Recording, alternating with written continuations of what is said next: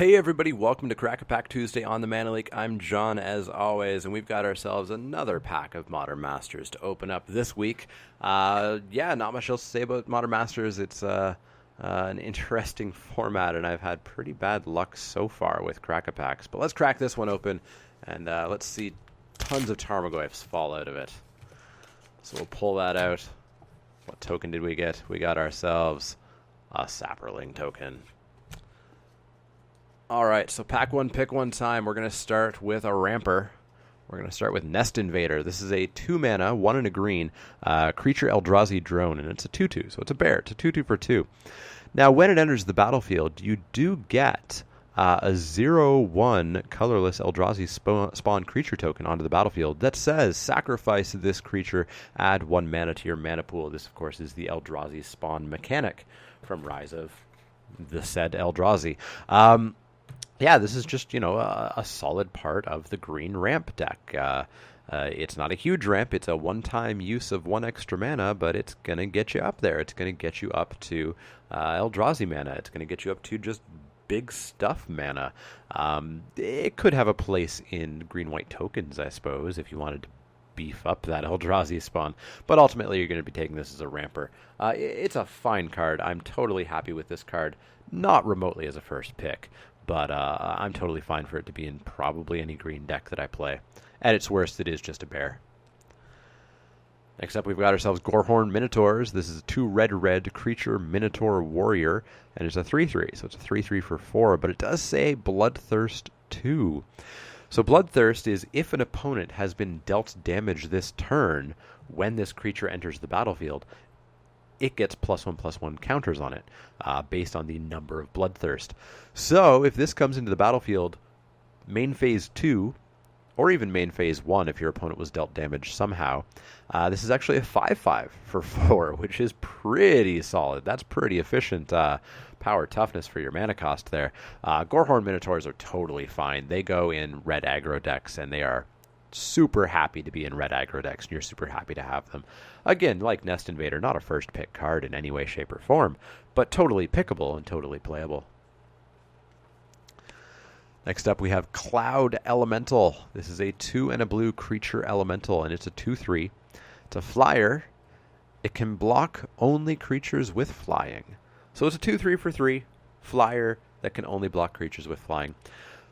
Totally fine. Seems to be the way this pack is going. Totally fine. Not first pickable. Totally includable in your blue decks generally. Not much else to say about it, really, unfortunately. Next up, we've got Moonlit Strider. This is a 3 and a white creature spirit, and it's a 1/4. It says, sacrifice Moonlit Strider. Target creature you control gains protection from the color of your choice until end of turn. So you can give whatever creature you want pro that big scary removal spell. Or if you're being aggressive, pro the creatures that your opponent has on the ground to block you with. Now it also has Soul Shift 3. Soul Shift is a weird mechanic. It says, when this creature dies, you may return target spirit card with converted mana cost 3 or less, because this is Soul Shift 3, from your graveyard to your hand. So you can build these sort of Soul Shift ladders where you have spirit decks, and you get to just, recur spirits from your graveyard. And this one, of course, it doesn't have to die in combat. You can sacrifice it whenever you want. And then, of course, if you have a creature that has Soul Shift 4, when it dies, you can bring back the Moonlit Strider. This seems like a fun deck to play. I believe it's black-white spirits. It seems really fun to play with. I'd really like to mess around with it. I don't know if it's great, and I don't know how much of a role player this card has in it, but it seems fine. It's not the card that's going to put you into that deck, though. Next up, we have Instill Infection. This is a 3 and a black instant that says put a -1/-1 counter on target creature, draw a card. So it's a -1/-1 spell permanently that replaces itself, which seems fine. There seems to be a number of X1s in the format, but not a huge number of extraordinarily powerful ones. So I don't know how important that -1/-1 counter is really going to be. The fact that it replaces itself is what I think makes this card okay. I'm not super happy to play this. I'm also not really going to be going out of my way to pick it. But if I have it, and if I have a spot for it, I think it's fine. But not first pickable, of course. Next up, we have Vapor Snag. Vapor Snag is a single blue mana for an instant that says return target creature to its owner's hand. Its controller loses 1 life. I love it, Vapor Snag. I love any spell like this, any sort of bounce spell, Voyage's End, things like that. Any bounce spell at instant speed is amazing. Being able to ping your opponent for 1 just because is even better. I'm totally happy to have Vapor Snags. I'm totally happy to have as many Vapor Snags as I can get. Yeah, love this card. I hope not first pickable. I want to open a powerful pack of Modern Masters at some point, but hopefully not first pickable, but probably fairly high pickable, I would say. Next up, we have Simic Initiate. This is a single green creature human mutant, and it's a 0/0.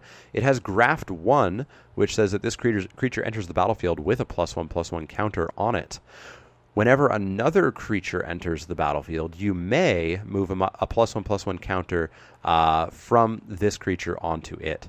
So basically, this is a 1/1 for 1, and when your 2/2 for 2 comes out, you could kill this guy by moving the counter off of him onto that 2/2 and give yourself a 3/3 for 3. Seems fun, but ultimately just doesn't seem all that powerful. It's definitely more powerful than Servant of the Scale, I would say. I think it's Servant of the Scale from Dragons. The 1/1 for 1 that when it dies, you can put the counter somewhere else. I like that you can do this whenever you want, but I still don't like it. End of the day, it's a 1/1 for 1. Just not something you're going to be picking too high, and probably not something you're going to be going out of your way to play. Next up, we have Goblin Fireslinger. Goblin Fireslinger is a fun little guy. He's a 1/1 for 1 as well, but he's got a much more relevant and useful ability. Not as good as it could be, unfortunately. You can tap it, and Goblin Fireslinger deals 1 damage to target player. That would be so much better if it said target creature or player, but it certainly wouldn't cost 1 mana at that point. This guy's good in that he just sort of gets his damage through. He can either attack for 1 if he's on an empty board, or he can just sit back and ping for 1 and just sort of give inevitability. I like these guys in really low curve aggressive red decks, the Goblin Guide kind of decks. In any sort of other deck, I'm not a big fan. Red-green ramp doesn't really want these guys, but in a low curve red aggressive deck, I like these guys. Not first pickable, not high pickable, but playable if you're in the right deck. Next up, we have Wayfarer's Bauble. This is a single mana artifact that you can pay to, tap it, sack it, in order to search your library for a basic land card and put it onto the battlefield tapped. Then shuffle your library. So this is, an Evolving Wilds that you have to pay for twice. That's not that great. There's better ways to get lands generally in the format. If you're desperate for a way to fix your mana, to go and search up that land that you need for your splash, then yeah, this is fine. And it could also have a place in the Affinity for Artifacts deck. A lot of people aren't going to want this card, and if you're that deck, you're totally happy to pick this up just as a way to make all the other spells in your deck cheaper. Not first pickable, not the card that you take to go into the artifact deck, but includable in that one, and includable if you're desperate for a way to search up mana. Next up, we have Rusted Relic. This is a 4-mana artifact that has Metalcraft. So it says Rusted Relic is a 5/5 Golem artifact creature as long as you control 3 or more artifacts. So this is another card that you don't take to go into the artifact deck, but you take if you're in the artifact deck. If you're in the artifact deck, it's not hard to get 3 artifacts out. It's not hard to get a Wayfarer's Bauble and a Court Homunculus and something else. Actually, he himself would count as the 3rd artifact. And suddenly you've got a 5/5 for 4, which is totally fine. Again, not first pickable, but in that one correct deck, totally playable. And it's a deck that I definitely really want to try out, I think. All right, we're on to the uncommons. We've got ourselves a Dispatch. Dispatch is a single white instant that says tap target creature. It also has Metalcraft. If you control 3 or more artifacts, exile that creature. So this becomes Swords to Plowshares without the life gain if you are the blue-white artifact deck, essentially. That is awesome. That is really good removal if you are that deck. If you're not that deck, this card's pretty darn middling. So again, like the Rusted Relic, this is a card that you're going to take when you are down that path. You're not going to take this in order to go down that path. Although, it's getting there. You know, the fact that I could have a 1-mana exile target creature spell if I decide to go down that path is pretty good. I don't think I'd want to risk it as my first pick, but it seems pretty powerful. Seems pretty powerful for that deck specifically. Next up, we have Plaxcaster Frogling. All right. It's a 1 green-blue creature frog mutant, and it's a 0/0, and it has Graft 3. So it comes into play as a 3/3, and then each time another creature comes into play, you can move a +1/+1 counter from Plaxcaster Frogling onto that new creature. Now, you can also pay 2, and target creature with a +1/+1 counter on it gains Shroud until end of turn. So you're probably going to use that in order to negate any removal spells that happen.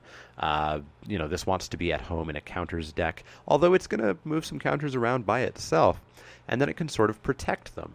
I don't know what green-blue is in this format. I don't know if that deck exists. If it does, this seems like a fun little card to have in there. It essentially would give protection from whatever you want to most of your team, as long as you have counters on them, as long as you're able to move counters around on them. Seems pretty good. It could be the card that makes you go into the green-blue counters matters deck, if that's a thing. But I feel like that's a little bit risky, to be honest. Well, there's a pretty solid uncommon if I've ever seen one. Lightning Bolt. Lightning Bolt from Alpha, Beta, every edition of not every edition, but a lot of editions of Magic since then. Single red mana for an instant. Lightning Bolt deals 3 damage to target creature or player. You can't get better than that. One of the best burn spells ever made.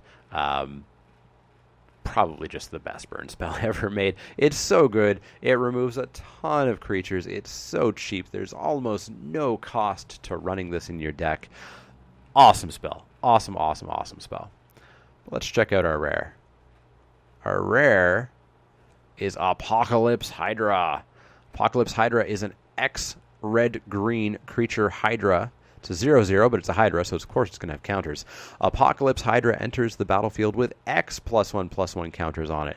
If X is 5 or more, it enters the battlefield with an additional X +1/+1 counters on it.